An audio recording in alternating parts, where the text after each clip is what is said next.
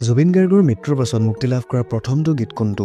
Option A ৰৈ ৰৈ বিনালে, option B মোৰ মন, option C য়ালি, option D Chandni ৰাত।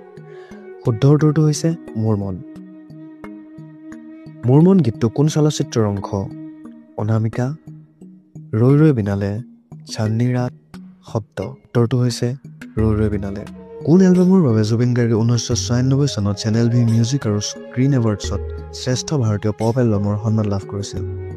অপশ্যন এ বলো তাৰাৰা, অপশ্যন বি দুলে দুলে, অপশ্যন চি চান্দনী ৰাত, অপশ্যন ডি অনামিকা। আৰু ইয়াৰ উত্তৰটো হৈছে চান্দনী ৰাত। কোন বছৰত মেঘালয় বিজ্ঞান আৰু প্ৰযুক্তি বিশ্ববিদ্যালয়ে জুবিন গাৰ্গক ডিলিট উপাধি প্ৰদান কৰে? আপোনাৰ অপশ্যনসমূহ হৈছে 2023 বৰ্ষ, 2024 বৰ্ষ, 2025 বৰ্ষ, 2022 বৰ্ষ। উত্তৰটো হৈছে 2024 বৰ্ষ। জুবিন গাৰ্গে কোন ছবিৰ বাবে 2009 চনৰ ৰাষ্ট্ৰীয় চলচ্চিত্ৰ বঁটাত